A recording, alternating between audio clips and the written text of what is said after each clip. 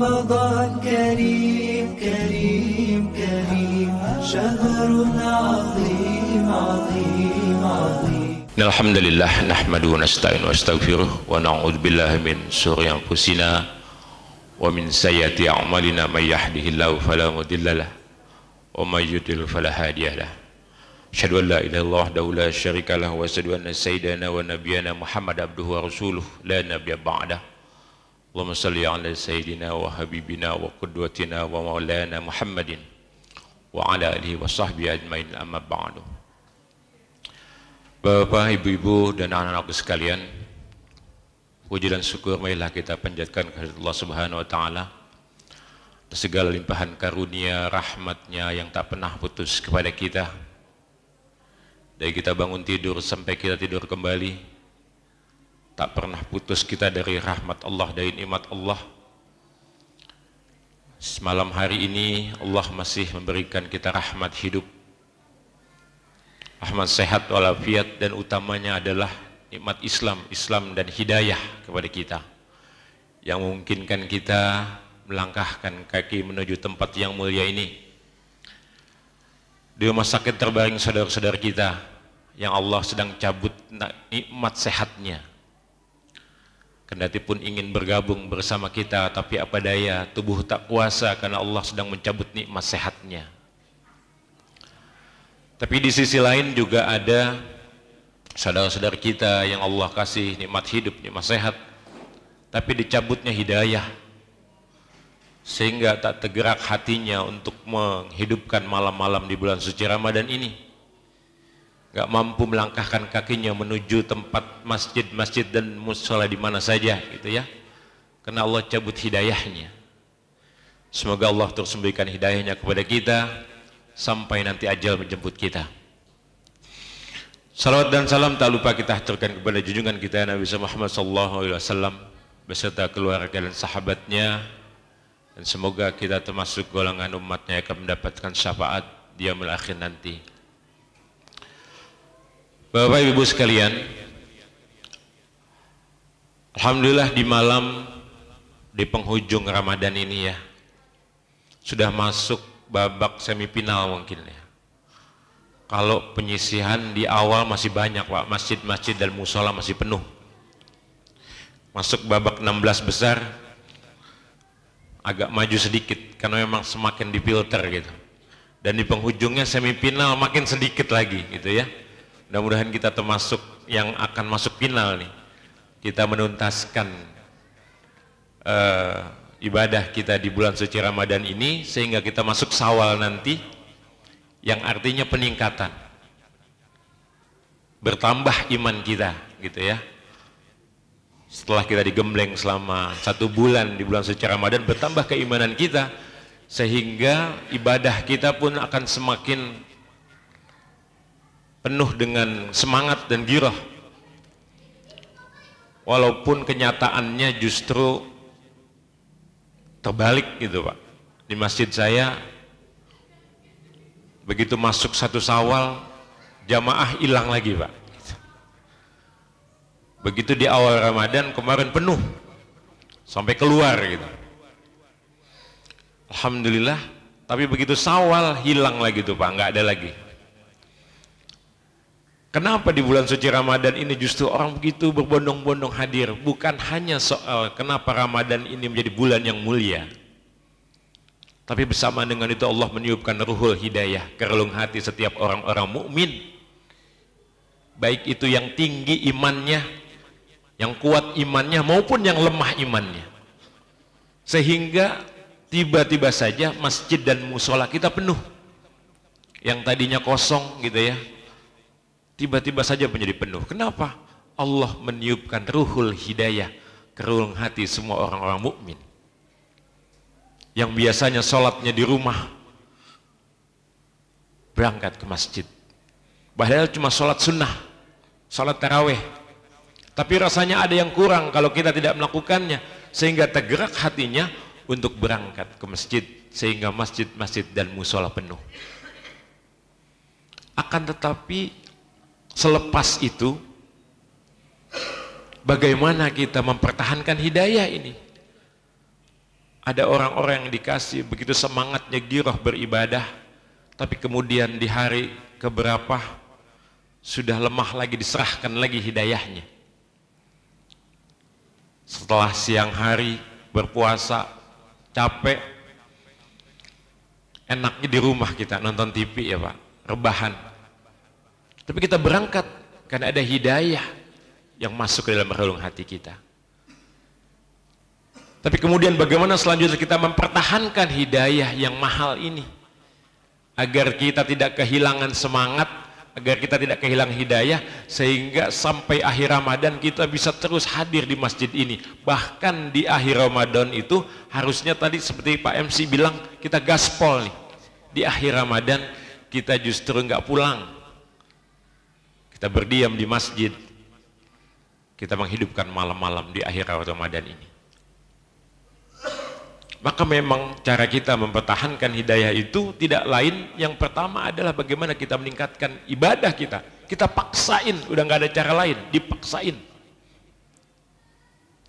Dengan demikian mudah-mudahan Allah akan mempermanenkan hidayah di dalam diri kita. Karena kurikulum Rasulullah itu salah satunya adalah bagaimana meningkatkan sholat kita. Bukan hanya sholat fardu, tapi seluruh sholat-sholat sunnah, dari sholat rawatib, sholat mutlak, sholat duha, kemudian sholat malamnya, semua Rasulullah laksanakan di bulan suci Ramadan ini. Karena pahalanya juga sama bagaimana kita melaksanakan sholat fardu. Dengan demikian mudah-mudahan hidayah akan terus berada di kita. Kemudian yang kedua, kurikulum Rasulullah itu bagaimana kita meningkatkan interaksi kita dengan Al-Quran di bulan suci Ramadan ini. Karena Al-Quran ini adalah jawaban atas permintaan kita setiap hari minimal 17 kali Pak, kita minta ihdinas siratal mustaqim, ya Allah tunjukilah kami jalan yang lurus. Minta hidayah kita 17 kali minimal. Belum kalau kita sholat sunnah, belum kalau kita membaca surat Al-Fatihah di luar sholat kita, ihdinas siratal mustaqim, tunjukilah kami jalan yang lurus. Langsung dijawab oleh Allah di Al-Baqarah ayat 2, Jalikal kitabu la raiba fihi hudal lil muttaqin. Itu kitab Al-Quran, tidak ada keraguan di dalamnya, petunjuk bagi orang-orang yang bertakwa. Allah langsung jawab. Kita minta ihdinas siratal mustaqim, buka Al-Quran, petunjuk buat kita. Kan rasanya kayak seperti kita minta makan sama ibu kita, mak makan mak, itu udah ada di meja. Mak minta makan, itu udah di meja, kita nggak hadir ke meja, tinggal ngambil. Kita minta ihdinas siratal mustaqim, ihdinas siratal mustaqim, jalikal kitabul la raiba fihi hudal lil muttaqin. Itu petunjuk bagi orang yang bertakwa, nggak ada keraguan di dalamnya. Al-Quran itu baru di ayat kedua Al-Baqarah sudah langsung memproklamasikan Jalikal kitabu la raiba fihi hudal lil muttaqin, tidak ada keraguan di dalamnya. Udah pasti semuanya 100% benar. Ini menurut yang membuatnya, Allah sudah bilang la raiba fihi, tidak ada keraguan di dalamnya. Kalau kita bikin skripsi Pak, apa dikata pengantar kita? Karya tulis ini masih jauh dari kata sempurna, gitu ya Pak. Kalau ada saran dan kritik, penulis masih menanti, gitu kan? Nggak ada satupun buku di dunia ini yang mengklaim 100% benar. Sejarah keilmuan, ilmu pengetahuan, teori-teori, begitu ada teori yang baru langsung terbantahkan, selesai itu buku. Hanya jadi bagian sejarah dari ilmu pengetahuan, karena ada yang membantah lagi. Terus selama ratusan tahun akan ada buku-buku baru lagi. Tapi Al-Quran ini di awal sudah dikatakan la raiba fi, tidak ada keraguan di dalamnya. Maka kalau ada keraguan itu bukan kitab suci Pak, namanya skripsi gitu. Jadi ini momen yang tepat, Ramadan ini kita kembali kepada Al-Quran agar kita bisa terus mendapatkan hidayah dari Allah Subhanahu wa Ta'ala sebagai petunjuk hidup kita. Al-Quran ini, apa saja yang berhubungan dengan Al-Quran akan menjadi mulia sebagai sebuah kitab suci terbaik, mukjizat terbaik dan hanya diturunkan kepada nabi yang terbaik, itu nabi kita Muhammad SAW. Malaikat yang membawanya menjadi malaikat pemimpin para malaikat itu Jibril. Dan bulan diturunkannya Al-Quran menjadi bulan yang terbaik, yaitu bulan suci Ramadan. Dan malam diturunkannya Al-Quran menjadi malam yang lebih baik dari 1000 bulan. Inna anzalnahu fi lailatul qadr. Maka semua yang berhubungan dengan Al-Quran akan menjadi mulia. Bahkan umatnya yang mendapatkan Al-Quran sebagai petunjuk, kita menjadi umat yang mulia. Kuntum khairu ummat ukhrijat linnas ta'muruna bil ma'ruf wa tanhauna 'anil munkar. Umat kita, umat Nabi Muhammad, boleh punya usia yang pendek, Pak. Kata Rasul paling 60-70 tahun. Bandingkan dengan umat-umat terdahulu. Nabi Nuh 950 tahun. Nabi yang lain 450 tahun. Jadi mereka bisa kesempatan ibadah sampai ratusan tahun bersujud kepada Allah. Walaupun zaman itu belum diatur sholatnya 5 waktu, mereka bebas kapan saja sholat, bersujud kepada Allah.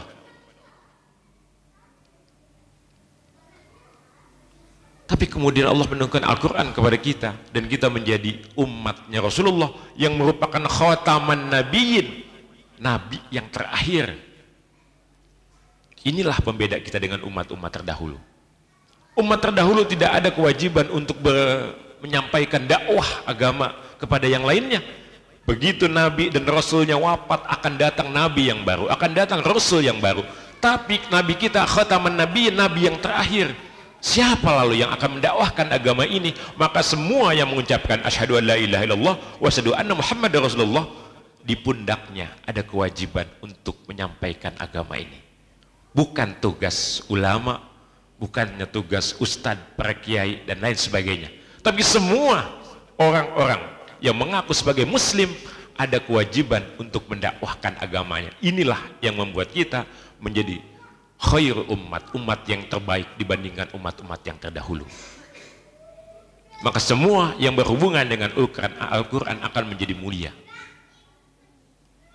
Bahkan kita sekarang lihat para penghafal Al-Quran bukan hanya memakaikan mahkota kemuliaan kepada orang tuanya di akhirat nanti, bahkan di dunia saja para penghafal Quran sudah bisa memberikan kemuliaan kepada kedua orang tuanya.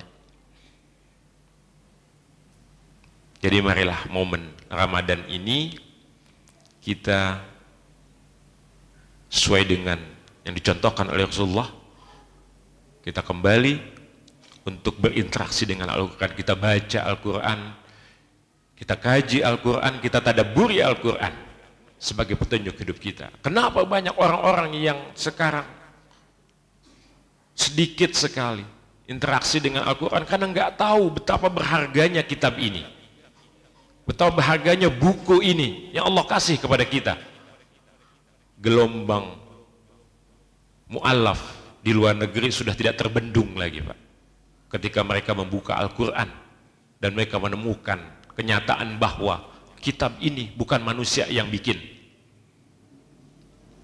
Sementara kita hanya sibuk untuk menyampaikan 3% isi Al-Quran yang tentang isinya halal dan haram, tentang hukum-hukum. Tapi 97% lainnya tentang bagaimana alam ini, kekuasaan Allah dan sebagainya, kita lupa. Itulah yang dikaji oleh orang Barat ketika buka Al-Quran. Bagaimana para ilmuwan selama ratusan tahun meneliti piramida. Mereka berdebat apa, bikin dari apa piramida ini. Apakah batu-batu alam yang dikikis kemudian dibangun. Teori-teori itu terus berkembang sampai akhirnya diputuskan bahwa ternyata piramida itu dibikin dari tanah liat yang dibakar, yang menyerupai seperti batu alam. Dan itu sudah ada di dalam Al-Quran. Allah sudah memberikan clue-nya di dalam Al-Quran bagaimana bangunan itu dibuat dari tanah liat yang dibakar. Dan para ilmuwan dengan segala teknologinya orang barat itu yang menemukan kenyataan bahwa piramida dibuat dari tanah liat yang dibakar. Sehingga profesor yang meneliti itu akhirnya menjadi mu'alaf. Sudah banyak contoh-contoh bagaimana ketika orang-orang barat membuka Al-Quran. Sejak tragedi dulu 9/11, Al-Quran menjadi most wanted book, buku yang paling banyak dicari. Sehingga kita lihat bagaimana Islam menjadi the most fastest growing religion, agama dengan tingkat perkembangan tertinggi di dunia.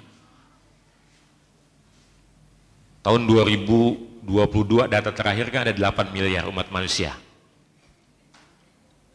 Kemudian umat Kristen ada 2,3 miliar. Umat Islam ada 1,91 miliar sekarang. Umat Hindu ada 1 miliar. Buddha ada 507 juta. Kemudian diikuti agama-agama lain dan juga yang tidak beragama. Bahkan jumlah agama saja menurut data WHO ada 4.000 agama di dunia ini. Kita menjadi nomor 2, 1,91 miliar. Tapi menurut International Business Forum nanti 2050 kemungkinan jumlah kita akan melampaui jumlah umat Kristen. Bukan hanya karena masalah convert, selain convert yang pindah menjadi muslim di luar negeri sana, kebetulan kita juga orang-orang Islam itu indeks kelahirannya masih tinggi, Pak. Alhamdulillah kita masih doyan punya anak gitu ya, 3,1 ya kan. Sementara mereka sibuk dengan ajaran yang child free-nya, bebas anak gitu ya, udah enggan punya anak.